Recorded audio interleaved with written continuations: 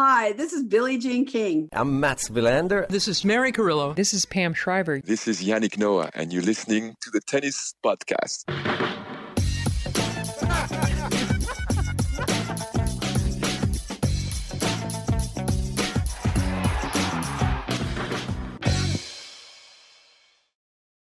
Hello and welcome to the Tennis Podcast, live from Wimbledon on day 10 of the championships, which have just seen our semi-final lineup set. I'm Catherine Whitaker, Matt's here. Hello, Matt. Hello, and the rain is here. We didn't plan for it. We're very committed to the dry weather position, so we're just going to have to see how it goes. David's here in a waterproof jacket. Yeah. You've sorted yourself out, David. Don't worry about us. I did bring you an umbrella, but yes, you're right. I don't really care about maths, so that's okay. And Charlie Eccleshare of The Athletic is here. Charlie, nice to see you. You learnt from Simon Briggs' shorts mistake yesterday. Yeah, I honestly was watching that and I felt cold. And I wore shorts myself yesterday, so no judgment. But I was like, yeah, I'm really glad I got that memo that it's colder up here. We're particularly touched that you're here with us today because right at this moment on number one court, Thomas Enquist and Anne Gjothevong are playing a Legends mixed invitational doubles against Conchita Martinez and Greg Rusedski. Wow. And Charlie, you're a big Greg guy. I was growing up, yeah. Was. That was a brutal. Well, as in when he was still playing top flight tennis. I got into tennis late 90s. 97 was like a big year for me in tennis, and he got to the US Open final, obviously. And then I remember just watching like loads of indoor events after that, which David, you'll remember. There was one, do you remember he was 2 sets up against Ivan Izovic at Basel?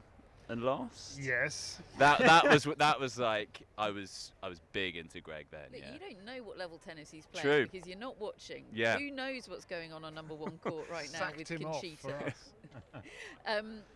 It's been an awesome day of tennis, I think, and perhaps awesome in places that we weren't quite expecting it. None of the matches were duffers today, but I think the match of the day. I mean, Medvedev Eubanks could probably make a play for match of the day. I saw less of that. I was in a multi-screen situation on centre court, unfortunately watching that with the sound off, which means I don't know what Daniil Medvedev was saying to Damien Dumoussoir, but luckily David was in the Court 1 commentary box, best possible seat in the house, and you can tell us everything. But I think the match of the day was Ons Jabeur against Aryna Rybakina, and the revenge storyline for Ons Jabeur. Yeah, well, she certainly wasn't backing off from that narrative, was she? She talked about wanting revenge in her previous on-court interview, and I thought she was fantastic today. I think mentally as well as in her game, she really held it in today, that game. She, for the most part, put the drop shots away and the trick shots and all the things she's capable of doing and just played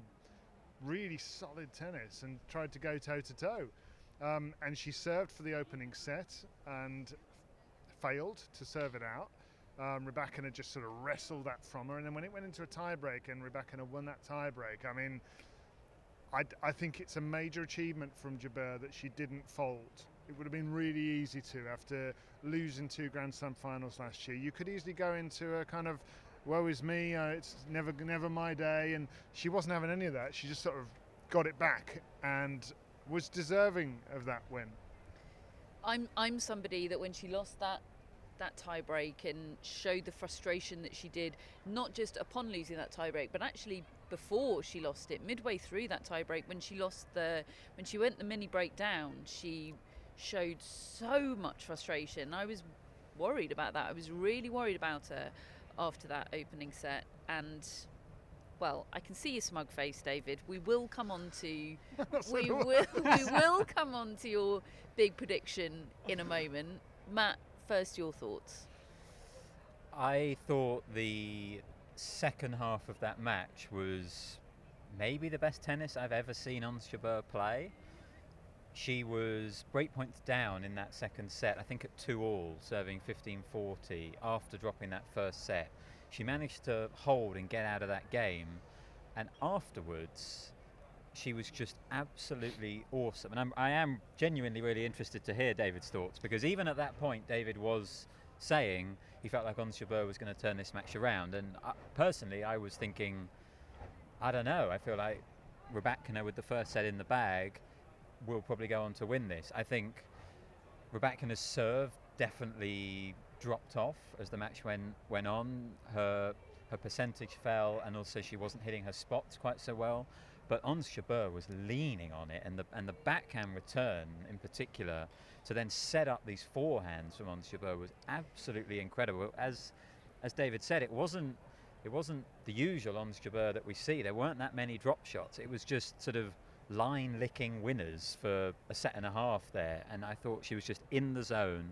And she basically said to Rybakina, okay, you want to hit powerful shots? I'm ready for those powerful shots. I will turn them back on you and hit them for winners. And to do that from a set down against the player that caused her such heartache in the Wimbledon final last year, there was a lot going on in Jabeur's head today, and she managed it so well. And yeah, this is a little revenge tour that she's on, because she'd lost to Petra Kvitova at Wimbledon before. She'd lost and beaten her here. She'd lost to Rybakina, of course, last year, now beaten her. And she's also lost to her next opponent at Wimbledon in the past. So yeah, revenge tour, and love to see it. Now, David, I joke about your smugness, but actually I think you're being fantastically restrained, because the message that you sent when Ons Jabeur lost that opening set on the tie-break, I greeted it with a scoff, quite frankly. I was concerned that would be a landslide of a second set for Aryna Rybakina after Jabeur lost that first. I was really worried for her. I absolutely did not see coming what you absolutely saw coming. You came in with the hot take of all hot takes. 2 points into the set. And it was...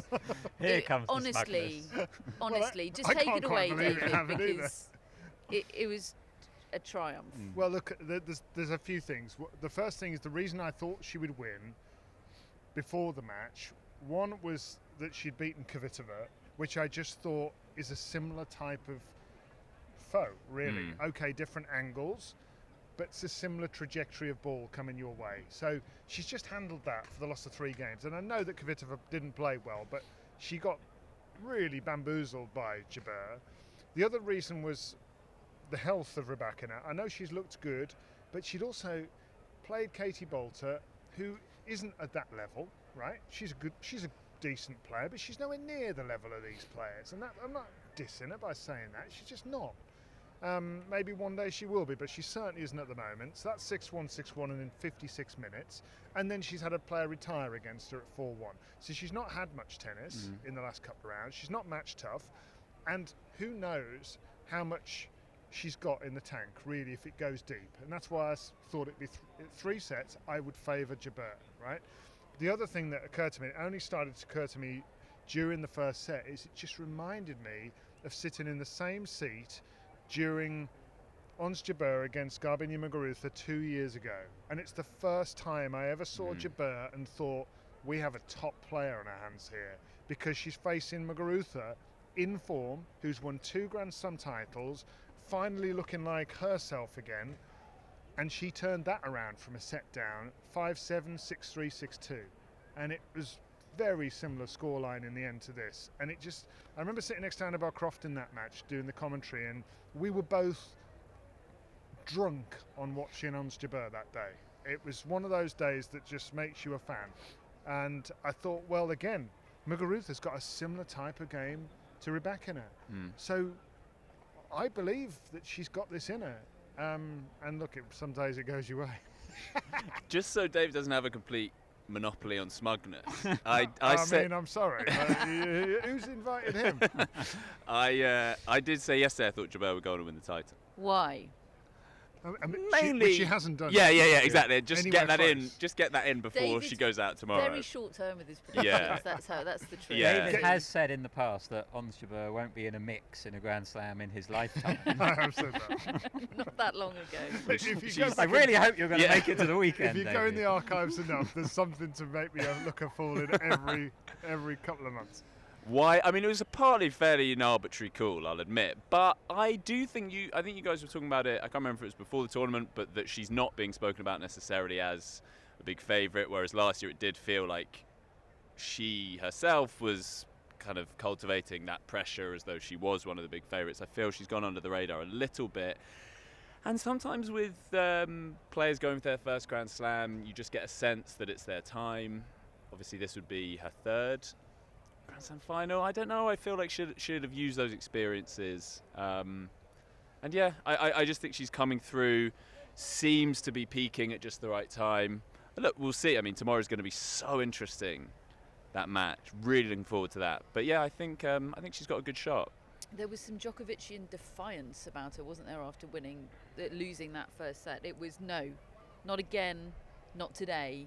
This is not happening. I won't let it happen again. I won't go through that again. It was, I loved watching Ons Jabeur in that mode, and there's been some great tennis from Aryna Rybakina this fortnight, but the baked-in confidence, the resistance wasn't quite there, was it? And of course, now looking back, that makes total sense. She came in beyond undercooked and perhaps did well to get to this point, but I'm glad she did. She's the first defending women's champion to reach the quarterfinals the following year since 2016 when Serena did it. Really? Wow. Yeah, so that's a good effort from her, and just confirms that she's here to stay at the top of the game. And I still believe in a big three. It might be a big four by the end of the week. TBC on that, but I do believe in the big three. Barbara Krejcikova or Ons Jabeur? We've hinted at it, but it will be Aryna Sabalenka that Ons Jabeur faces in the semi-finals tomorrow. She beat Madison Keys in 2 straight sets. Little moment of jeopardy here in the opening stages of the second set when Keys went a break up. Did it ever really feel like jeopardy, though?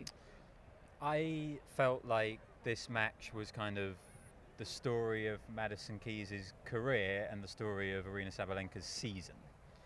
You know, it was Madison Keys getting through to the big stage in a Grand Slam once again. She's reached so many quarterfinals, and coming up against a player in Aryna Sabalenka who is different in 2023.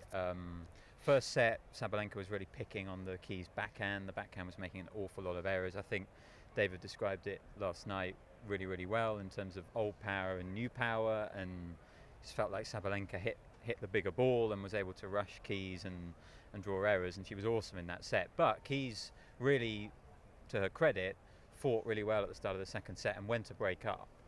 4-2, 40 love, she's up in that second set.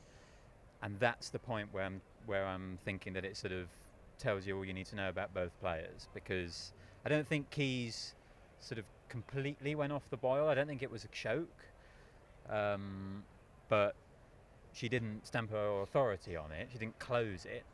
And Sabalenka, just a couple of years ago, I think, loses that game, loses the set, and goes a breakdown in the third. And yet now she just has an ability to stop momentum going against her and turn it back around. And she won 11 points in a row after that and closed out the match really, really impressively. It was like she went, "Oh, you've started playing better, have you? I'll just play a bit better then. Here you go." And the calmness with which she delivers that surge now it's unrecognisable from the player she used to be. I know this isn't her first Wimbledon semi-final. She reached this stage 2 years ago, lost out to Karolina Pliskova. But she's just a completely different player, I think, to the one that reached the last one. Yeah, definitely. And I think someone like Keys does it very one-dimensional. And Sabalenka, maybe that was an accusation that you would have levelled against her previously. But, I mean, look, a lot of the time she does just do plan A but better, and that's fine.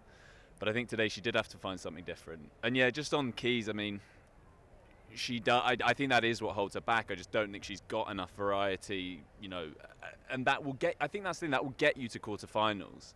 And she's, as you say, she's done that so many times. But then making that extra step, and I think she's 28 now, so I don't know how many more opportunities she'll have. She's been spoken about so often as a threat on the grass, and she is. And she's won 3 grass court titles, including one just coming into Wimbledon. But yeah, I think just got a little bit exposed today.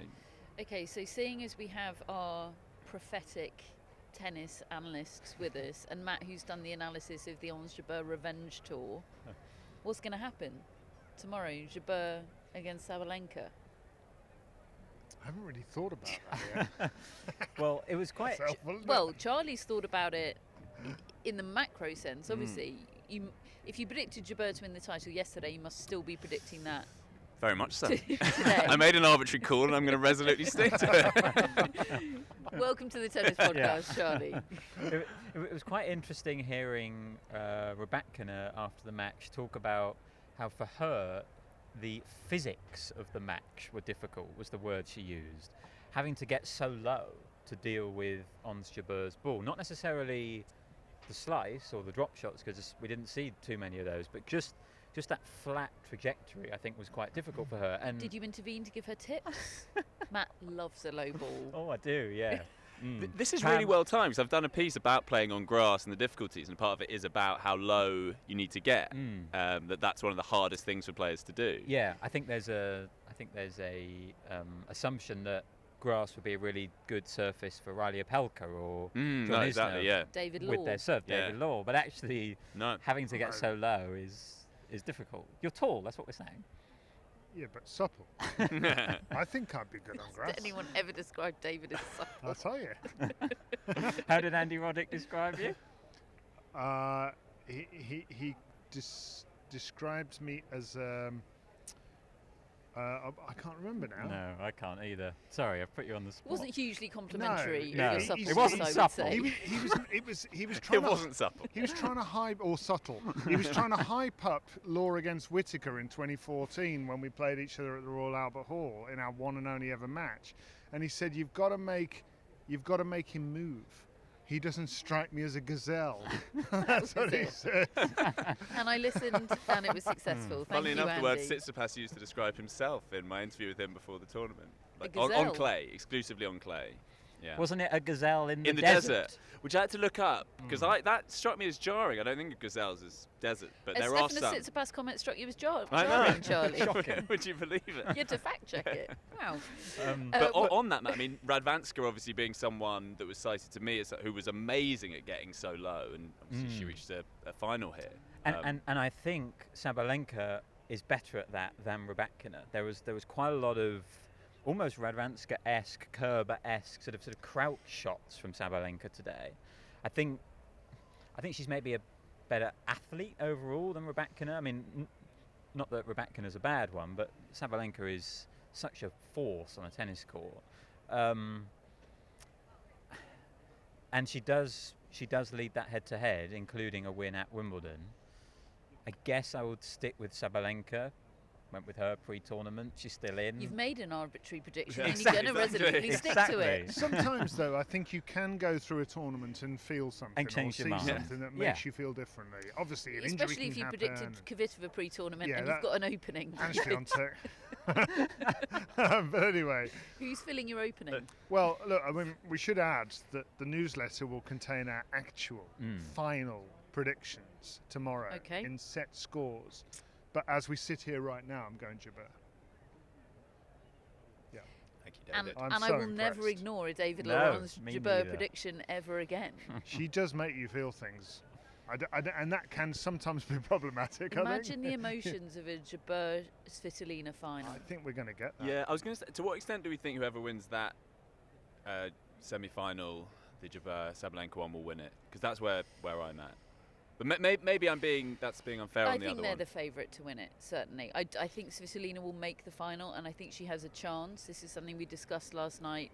Is Svitolina in the mix? Can she win it? Yes, I think she can.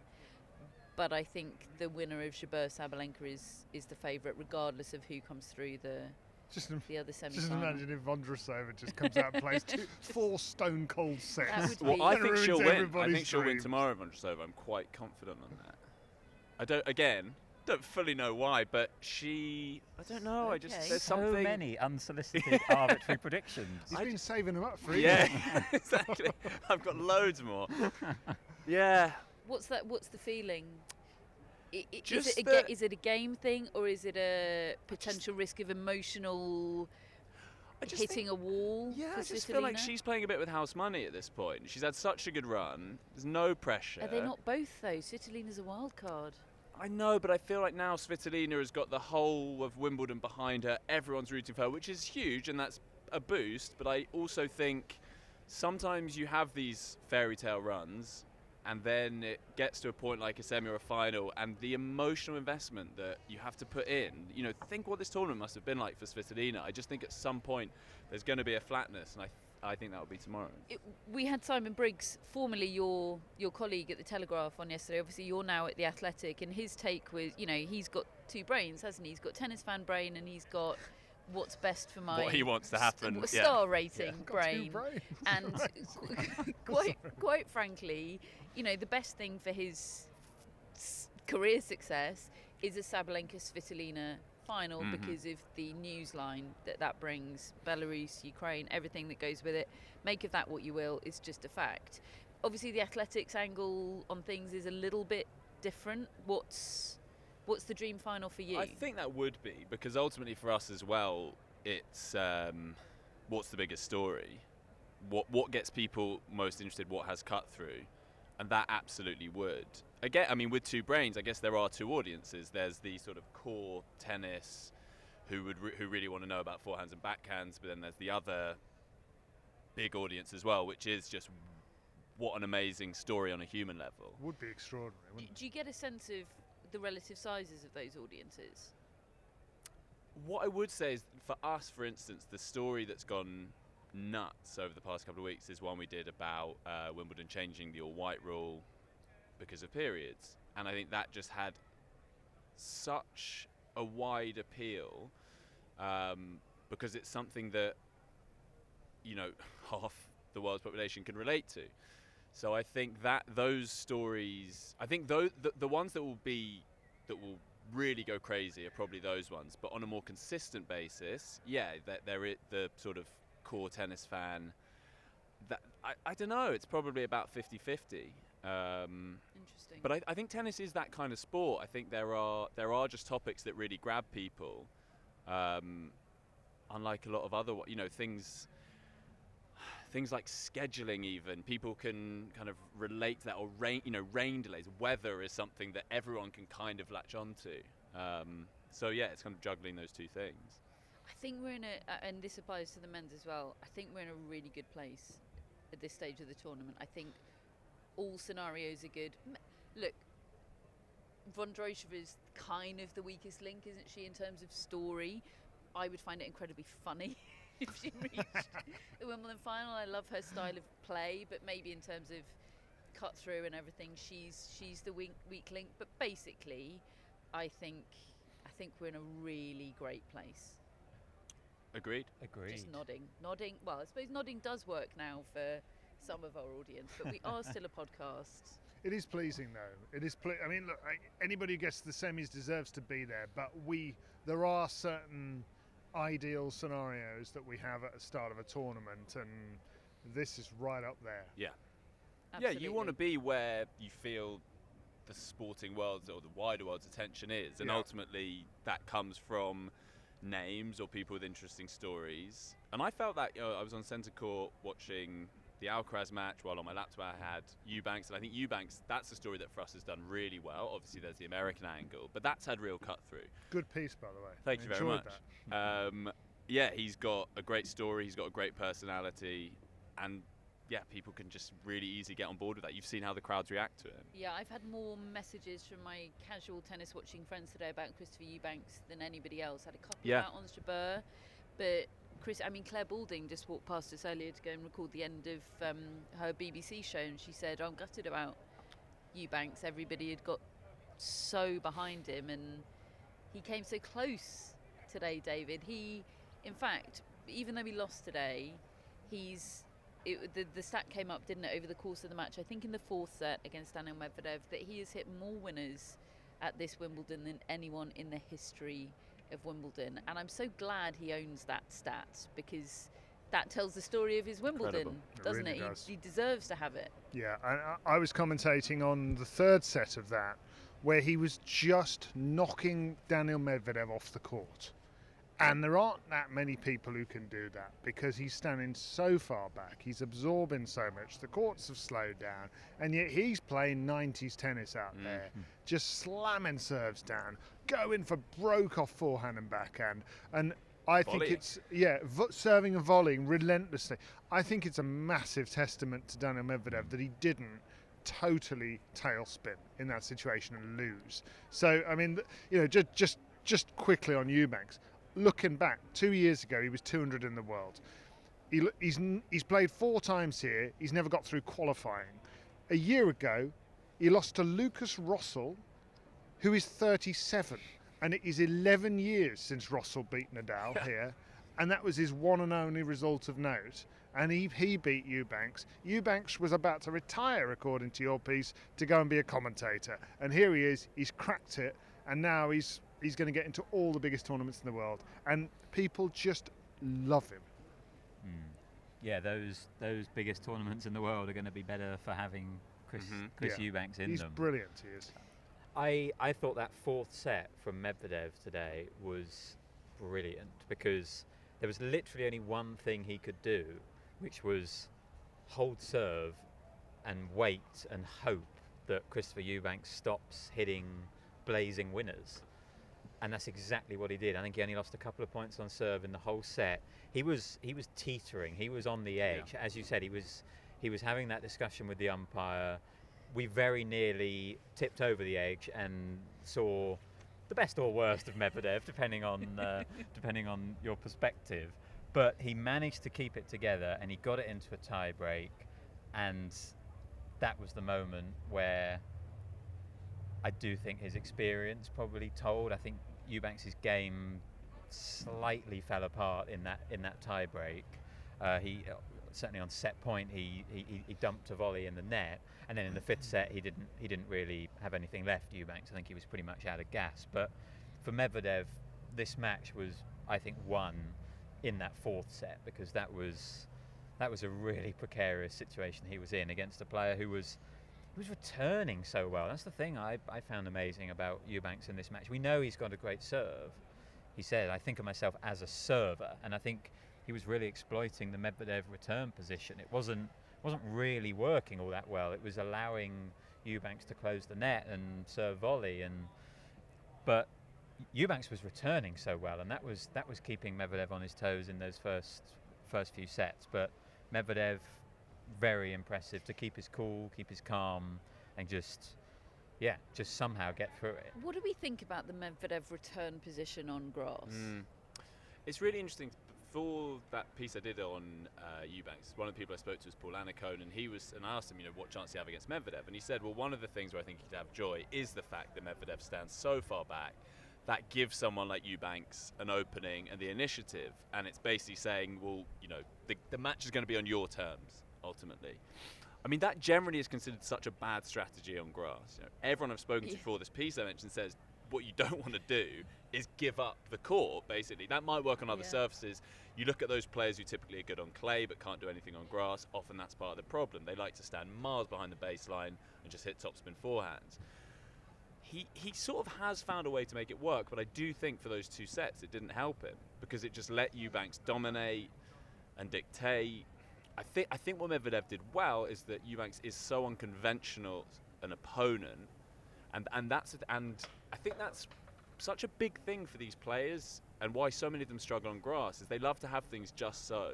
They want to be able to hit line and length baseline shots all day, and that's why hard courts suit most of them well. You're not going to get weird bounces. Throw in then the odd weird bounce. You're playing Chris Eubanks, and that's why I think it was really impressive that Medvedev turned it around. But I don't know. He might say you need to do that to give yourself more time against such a big server, and ultimately I guess it paid off.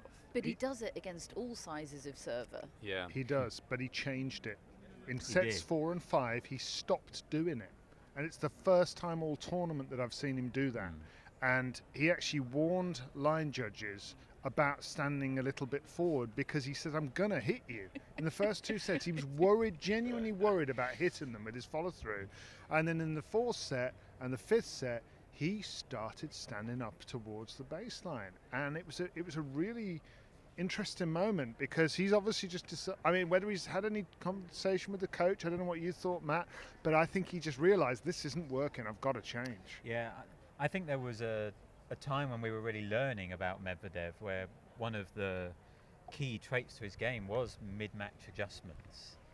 And I think maybe we don't talk about that quite so much as we used to, just because we know his game a bit more. But yeah, he really made one in that fourth set. He didn't manage to break in the fourth set, but he put a lot more pressure on the Eubanks serve. I think it helped him just win 1 or 2 points in the tie break, and then in the fifth set he absolutely sort of rolled through it. It sort of maybe took him a little while to figure it out, and he was perhaps a little fortunate that he did have that time to do it, but he really took advantage. And I think honestly that will be a factor in his next match against Carlos Alcaraz, because that was something I really remember from their match at Indian Wells, the way Alcaraz with his serve could just take Medvedev off the court and then either come in or hit a drop shot. Yeah, the power drop shot combo was so effective against Medvedev in Indian Wells, and Medvedev knows that. Yeah. He will. I'm fascinated about how the mind of Medvedev tracks that and plans for the match on Friday, and whether Alcaraz tries to second guess that. I don't think so. I think Alcaraz just goes out there and says, I'm Carlos Alcaraz. And that drop shot is working so well on the grass, just that low bounce. How close did Medvedev come today to breaking his pledge to the British public? I did think that it's all well and good. It's very easy to be humble and gracious when you're doing well. Obviously, that becomes a lot harder. That goes out the window when it isn't. He just about held it together. I mean, I wasn't on court for that, so I don't know how much. Do we think maybe he hasn't come into press yet? We haven't had a chance to ask him. Was it the pledge he made to the public that stopped him from going over the edge? Possibly. I don't know if he's that rational. I think once he's out there, I think he is a bit of, what Resmo said about Andy Murray, she can never quite square who the person off the court and on the court. And I think there's a bit of that with Medvedev, because he's such a lovely, charming, funny guy. He's one of my favourite people to speak to at press conferences. But on the court, things happen. Weird things happen. He had a phrase in his press conference the other day. He was asked about that difference between on court and off court, and he said off court he's more kind of like whatever. He doesn't really let stuff affect him so much. But he described himself as hot-blooded on court.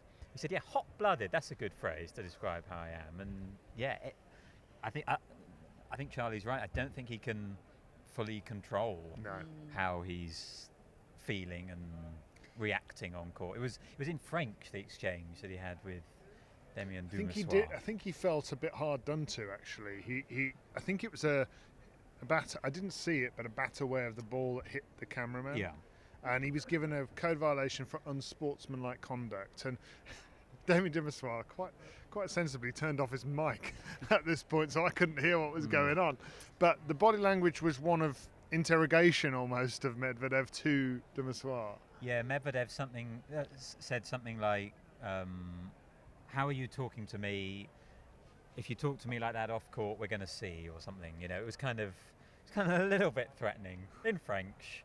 But it sounded like maybe they were reconciling at the end of the match. At the end they sort of exchanged words, didn't they? Well, I was on centre court watching Alcaraz Rune and watching this on a screen, as I say, without sound. I looked at my screen and topless Medvedev is sitting down at the chair, having won the match, just gesticulating with Damien Dumassois semi-naked. And apparently, I'm told that was them reconciling. You're told it did happen. It wasn't like a weird fever dream.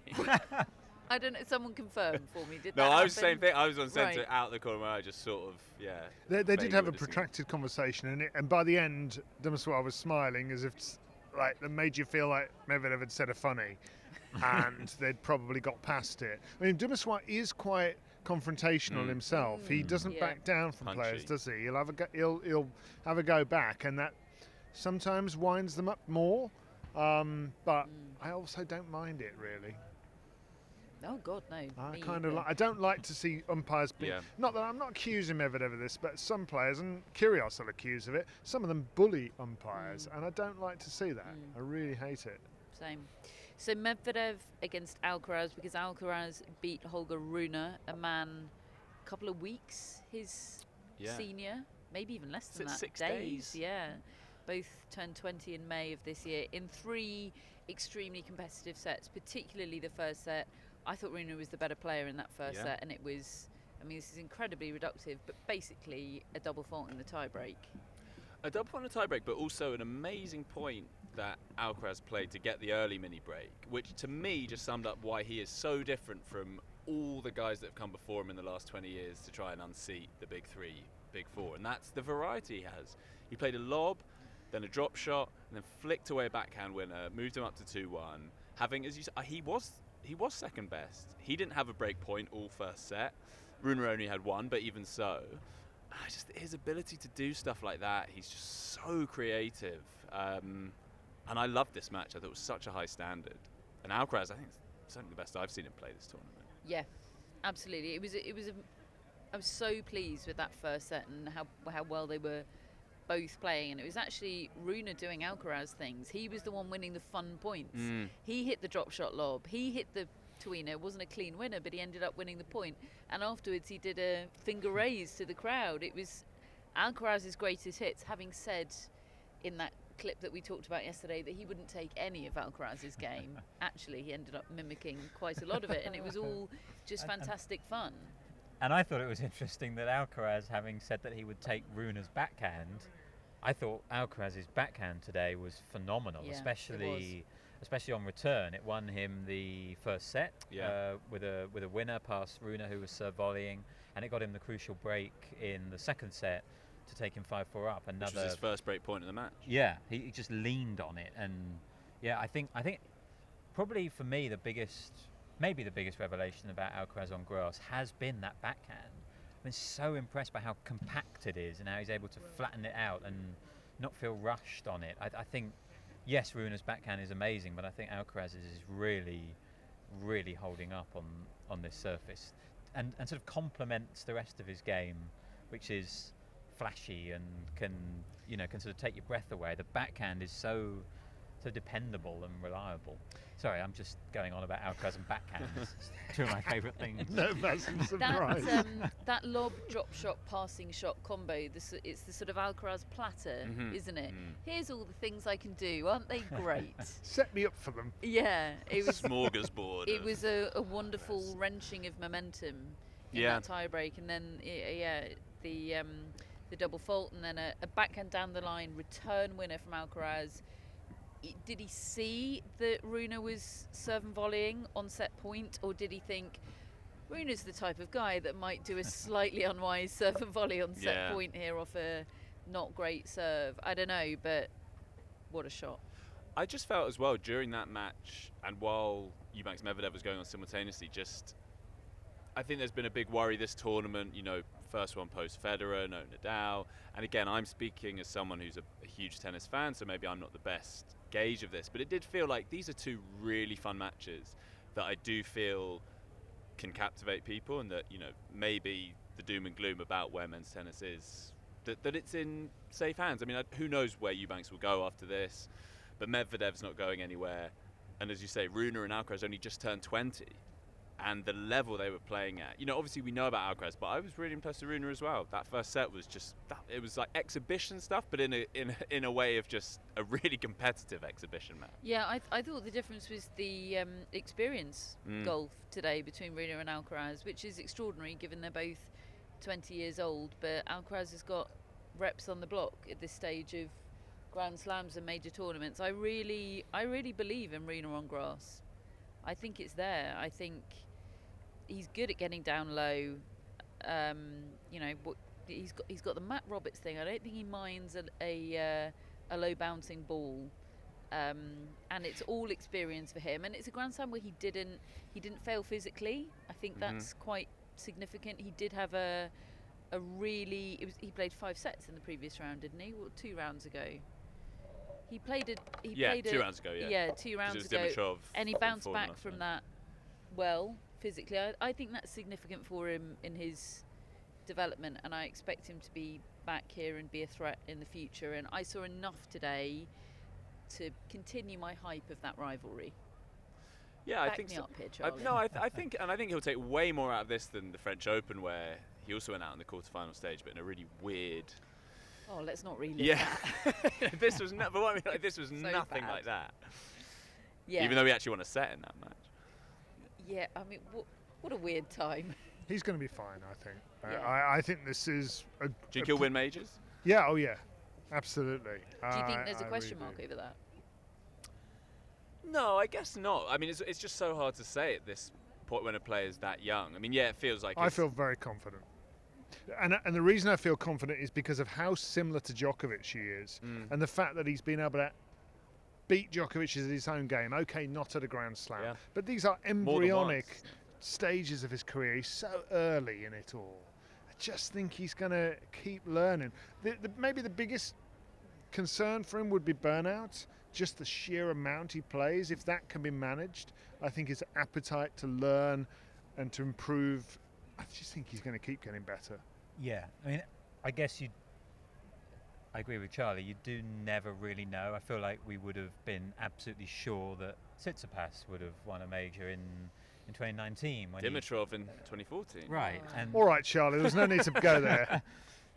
I still worry a little bit about Rune physically over 5. I think he will get there.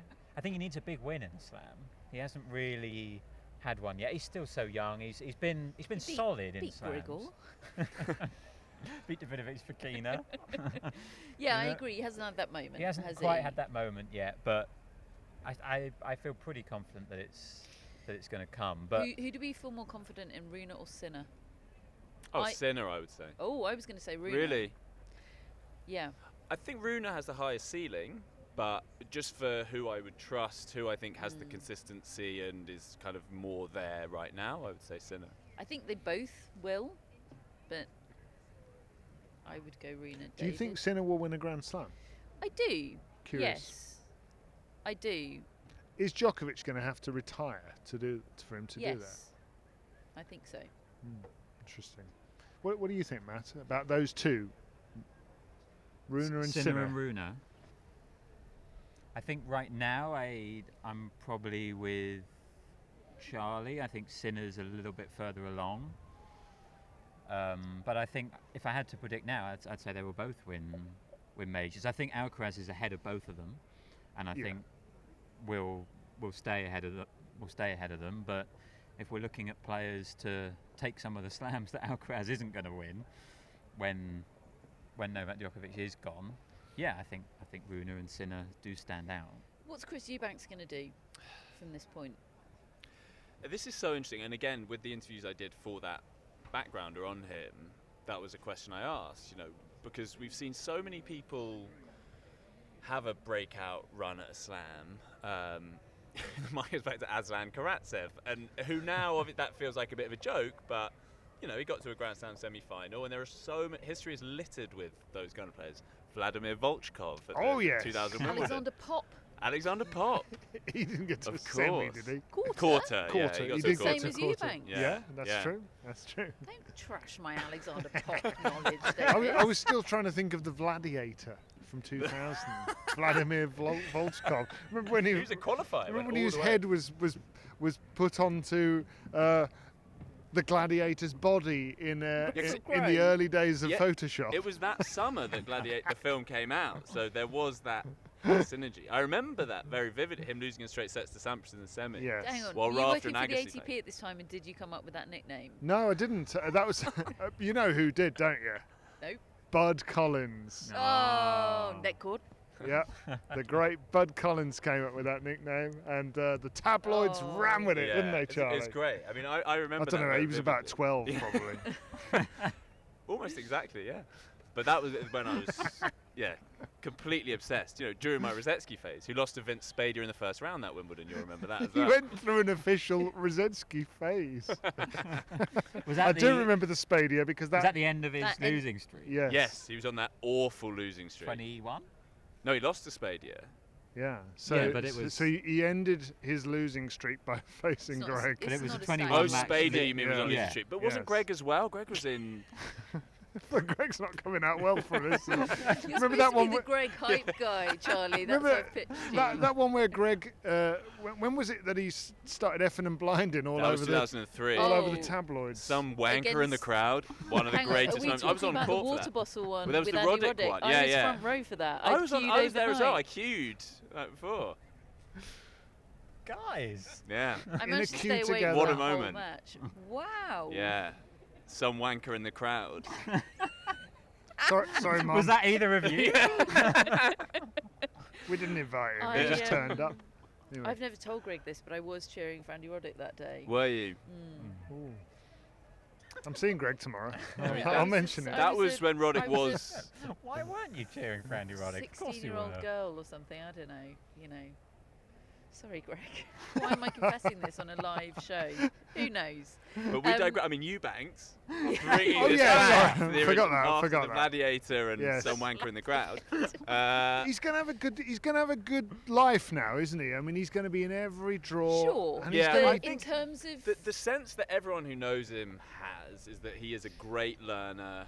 He's already made such strides. He's, because he has he's made mistakes. Like someone was saying to me that after one big win he had, he was just up all night reading messages and whatever, as you would. Totally understandable behaviour, but also completely frazzling, and he lost the next match. Then he sort of puts that behind him, is able to dial in. He's had big wins, couldn't back them up. Well, this tournament he beat Cam Norrie.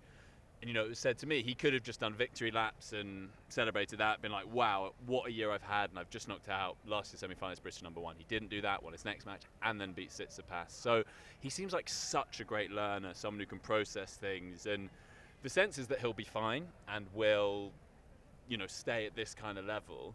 But it will be really interesting because suddenly he's got a target on his back, and also people know how he plays. I think a big thing for him this tournament is that people are like, what is this guy doing? Why is he serving volleying all the time? I just don't really know how to deal with this. Yeah, People don't have any data on it. remember when Misha Zverev had Yeah. a little moment? Yes. He was going to bring back serve and He volley. was going to bring back He was serve the and volley. saviour that tennis were looking for. And it didn't.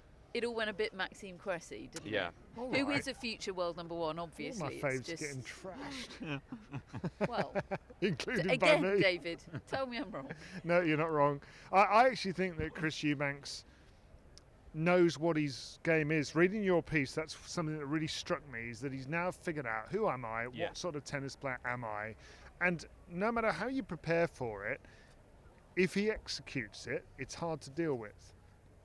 Is he good enough to keep executing it, is my question mark, because he spent years not winning very many matches. So we'll find out. Is this just a hot streak? It could be. Is he going to go into the US Open? Let's say he doesn't do. Let's say he does okay in the lead up to the US Open events. Is this run that he's been on now here at Wimbledon, is it enough for him to go into US Open as a big deal? Lots of media demands and Yeah. yeah. Yeah. He's going to be hyped. Huge. Yeah.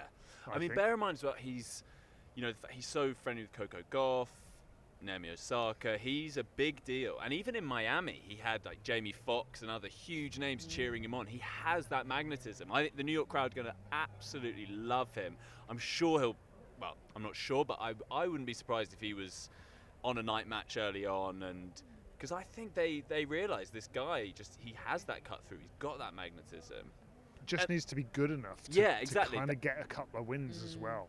Exactly. That doesn't guarantee that he'll win those matches, No. but I think he'll have the crowds massively behind him. Charlie, seeing as we might not get to speak to you again, I'm going to ask you to go big on to make arbitrary predictions Please. and resolutely loves it. stick to them, please. Yes. Who's going to make the finals and who's going to win those finals? So it's going to be Jabeur Vondrousova women's final that Jabeur's going to win, and then it'll be an Alcaraz Djokovic final that Djokovic will win. Have you spoken to anyone this fortnight who doesn't think Djokovic is winning Wimbledon? No, I can't remember Find someone. Yeah. That's a piece. I might be changing my mind. because at Roland Garros after the first, I'll never forgive myself for this stupidity. But after We'll Yeah, get to part that. of that. Yeah, we'll be part- coming back to that. Carry on, Charlie. No, I did the stupidest thing after watching, I think it was maybe the Davidovich-Vakina match, and I thought to myself, you know what, Djokovic is vulnerable here. He doesn't look that great. And then obviously it was just that thing he does where early on, and then he went and won it at a canter. So I think it's just so hard. It's so hard to bet against him. And yeah, I don't know a single person. But I remember in 2016 when the famous Sam Querrey won, I remember feeling similarly confident, and I remember at that time you could not find a single person who thought he wouldn't win it. So maybe he won't. But the problem is when he gets to this stage of the tournament. Yes. I mean, when did he last get this. He lost the final at the US to Medvedev, but generally. And he lost. We lost the quarters last year, didn't he? To Nadal, but that feels kind of a separate. Nadal Roland Garros. But generally, once he gets deep. Kind of it. David. Explain yourself. Well, I obviously I went Djokovic at the outset of the tournament, but I do think when you start seeing people play matches, you can develop a view that is different to that. And I think Alcaraz is getting better, and I think that they are going to meet in the final, and I do not think that Alcaraz is going to cramp in that final. So I haven't made up my mind completely yet. But hang on, we all think it's going to be a Djokovic-Alcaraz final. Yes. But I haven't made my mind up about who I think is going to win yet. You're going to have to keep a close eye on the newsletter. Was that all just a big newsletter team? No, it actually wasn't. I genuinely am starting to think that Alcaraz might do it. I do know what you mean. I did have a similar feeling on court today. The only thing with that is that it's so hard to evaluate someone relative to Djokovic until they actually play when them. They're not playing Djokovic. Djokovic. So remember that 2019 Australian Open semi-final? Nadal wipes the floor with Tsitsipas. I remember watching that being like, well, Nadal's obviously going to win this tournament because you can't play that well and not win it. And then you're like, oh, wait, there's a whole other level that's Djokovic. But I now think that Alcaraz has got nothing to lose, really, in that final. When they face each other, Djokovic is going for the calendar slam. He's the man who's got something to lose. He's the favourite. Total turnaround from the French Open, where everybody thinks that it's Alcaraz who's going to take him out. Now he's had the cramping issue, and the assumption is, oh, he cramps when he gets in a tight situation, doesn't he? Well, yes, he did that time. Do we think that's going to be the case every time? I think he's not going to cramp again. No. He'll lose in 4 sets. That was a one-time thing. Do you think it'll be 4 competitive close sets, but he'll lose. Do you think Djokovic is more vulnerable with history on the line and going for that calendar slam, or do you think he grows and gets better because of that? Honestly, I think both are possible, because I think if you look back on last year, or was it 2 years ago, when he nearly he came one match away from the calendar slam. He did grow, but he did hit a wall. But at the US Open. Yes, he did. Thought for Yannick Sinner in this conversation. Listen, and Daniil Medvedev. I mean, absolutely, and I think the beauty of the semi-final lineup is you could make a compelling argument for other results. I still think it'll be Djokovic-Alcaraz. I just think, look, all along we've been saying Alcaraz has got the game, the potential to beat even Djokovic. One day that's going to happen. One day it will happen. For sure. Yeah. But 100%. When's the crossover? And can he do it when Djokovic is still kind of at his peak? I think it's possible, and I'm just not sure yet. If he does it when Djokovic is at his peak on grass, I think that would be if we're at the US Open right now, different chat. Yeah. Well, I mean, Sinner as well. Obviously, as we know, Sinner took 2 sets off him, and no one's done that since Federer here in the 2019 final. So he clearly has a shot, but it'd be a huge surprise if he did win there. Hubert Hurkacz, he got close in several sets. He did. And now we've had even Andrei Rublev getting a set against him. And we're talking about actual Carlos Alcaraz in a final, having won 6 matches to meet him. I know, but is that a little bit like me with Davidovich-Fokina saying, well, Davidovich-Fokina should have won 2 it's sets nothing against like Djokovic. It feels to me like 06, 07, 08 Federer Nadal finals. You know he's going to get there. And maybe Alcaraz won't have to do the 06. It'll just be 07, 08. I think that's a very well put point. Yeah, I think that's very well said. Happening. That's this highly possible.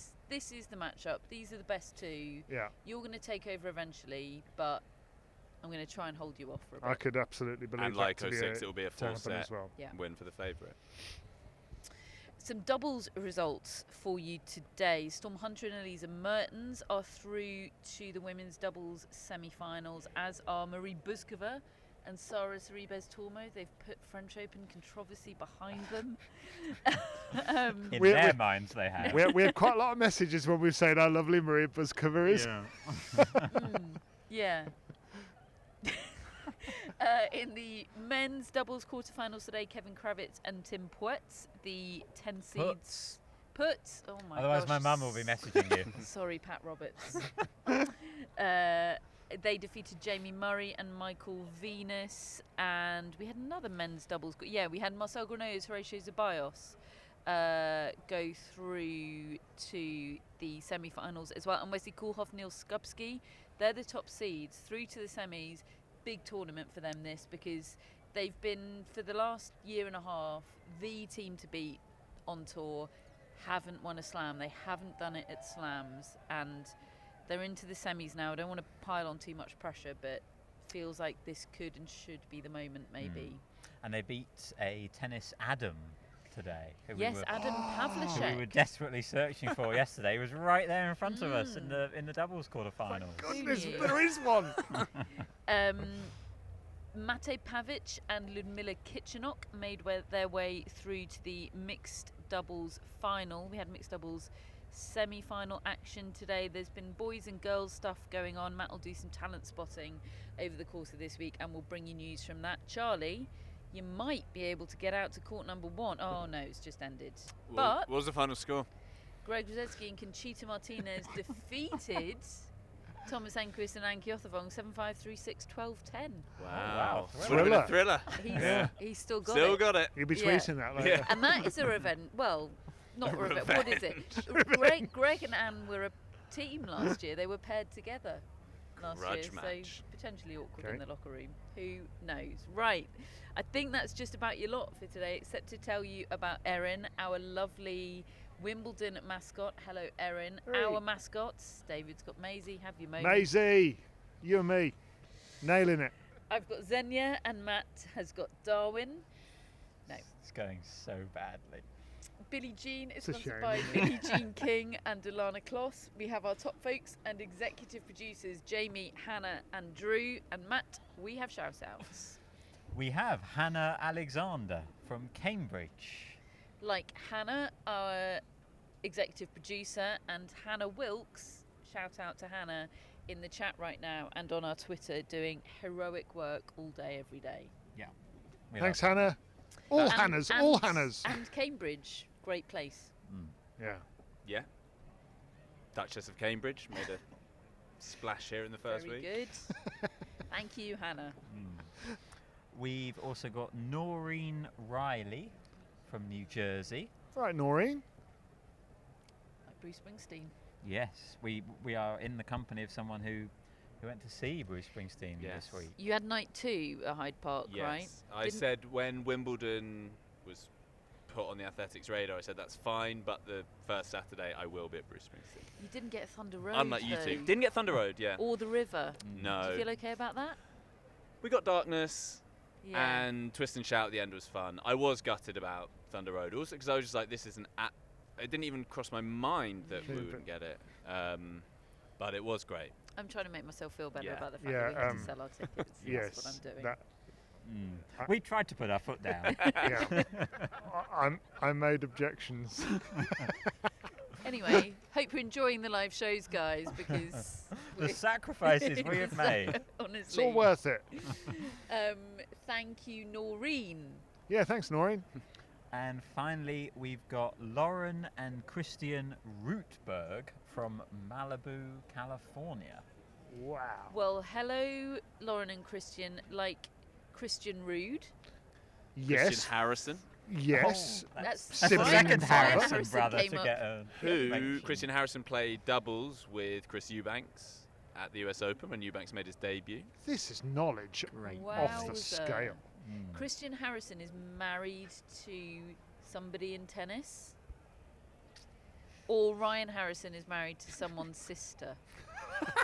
One of the two. Someone's edit brother this. is married to someone's sister.